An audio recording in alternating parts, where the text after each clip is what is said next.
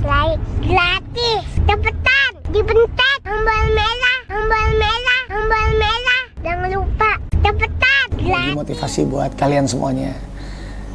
Buat saya, menyerah itu tidak ada kata menyerah.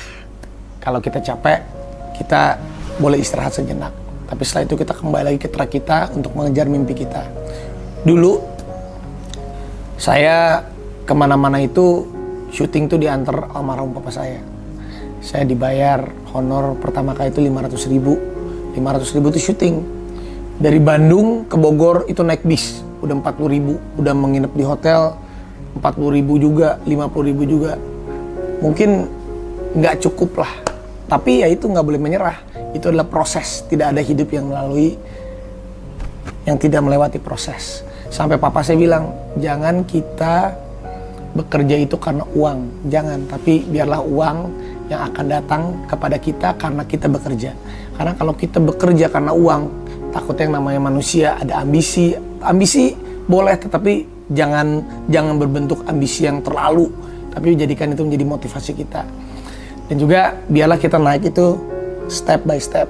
Kayak saya dulu nggak pernah menyangka saya punya mobil Lamborghini, punya rumah, nggak ada. Semuanya saya jalani dengan setapak. Dan dulu tuh saya percaya banget kalau rezeki yang kita punya, kita harus bagi kepada siapapun itu. Jadi honor pertama saya tuh umur 14 tahun, dapat honor dulu 500.000. Honor saya yang pertama sampai saya umur 23 tahun, saya nggak pernah tahu berapa banyak uang yang saya miliki. Semuanya saya titipin di orang tua saya semua. Saya titipin di mama saya dan saya titipin di papa saya. Saya bilang ke mereka, pakai aja uang saya. Waktu itu kan karena papa saya udah dilikuidasi banknya. Silakan pakai aja, nggak apa-apa, berapapun pakai. Yang penting saya mau biar buat makan aja. Itu yang saya lakukan kepada orang tua saya. Dan saya tuh baru pegang uang itu umur 23 tahun. Akhirnya mama saya bilang, udah kamu udah gede, biar kamu yang pegang uangnya. Dan waktu itu papa saya meninggal, saya umur 16 tahun. Saya pikir papa saya meninggal, wah itu akhir dari semuanya. Karena saya merasa umur saya 16 tahun, apa saya bisa untuk menanggung ibu dan adik-adik saya. Tapi memang papa saya tuh selalu bilang, jangan takut, karena Allah itu pasti memberikan cobaan yang kita pasti bisa lewatin, asal kita ikhlas. Nah, papa saya tuh selalu bilang, sapa setiap orang, silaturahmi itu penting. Karena Allah itu memberikan rezeki bukan hanya uang aja, tapi pertemuan, nafas kita, ketemu sama orang, bertemu sama orang itu rezeki. Ya alhamdulillah kita dikasih umur panjang. Jadi papa saya tuh selalu bilang, kalau saya tuh pokoknya kalau ada orang dia nggak ngeliat aja bisa saya sapa duluan, bro, bisa begitu. Karena itu ajaran dari papa saya tuh, itu adalah sumber rezeki kita. Karena sehatnya kita, ketemu sama orang, siapa tahu dia nanti suatu saat kita susah, dia nolongin kita. Jadi itu adalah rezeki yang bener-bener silaturahmi itu. Kalau kita salaman ibaratnya nih, kalau sekarang karena lagi covid aja kan orang nggak salaman, tapi kan bukan itu maksudnya. Dengan salaman, dengan kita menyapa orang, Allah itu suka menitipkan rezeki dari situ. Jadi kita bantuin orang, jangan pernah takut. Pasti Allah itu akan memberikan rezeki yang luar biasa sama kita asal kita ikhlas.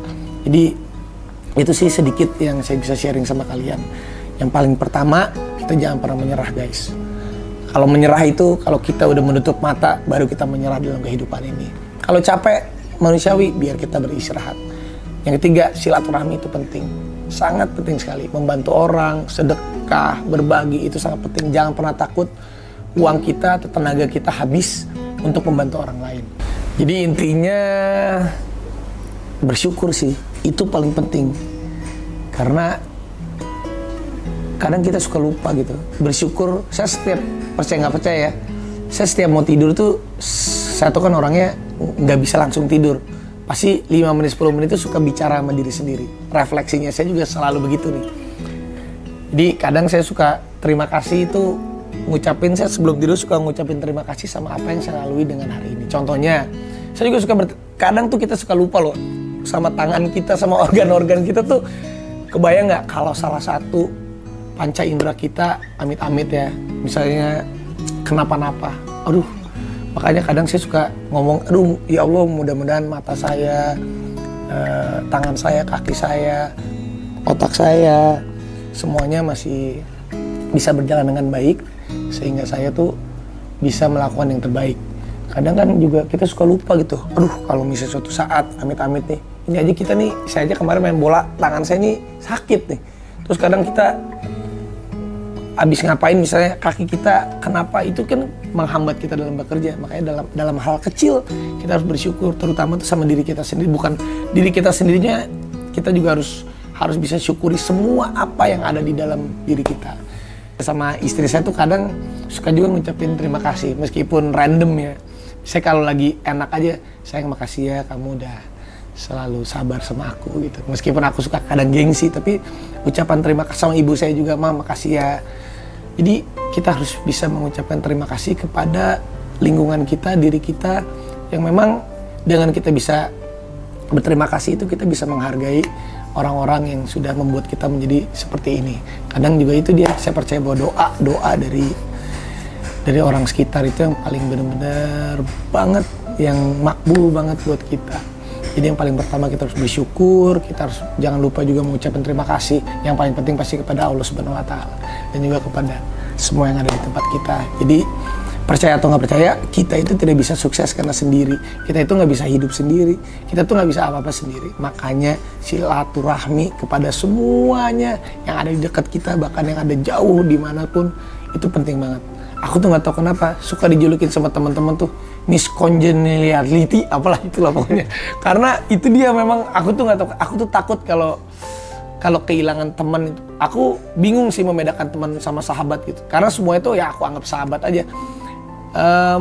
Jadi aku takut banget kalau kehilangan teman, karena percaya nggak percaya tuh doa dari teman-teman kita juga itu yang membuat kita menjadi sukses. Itu sih.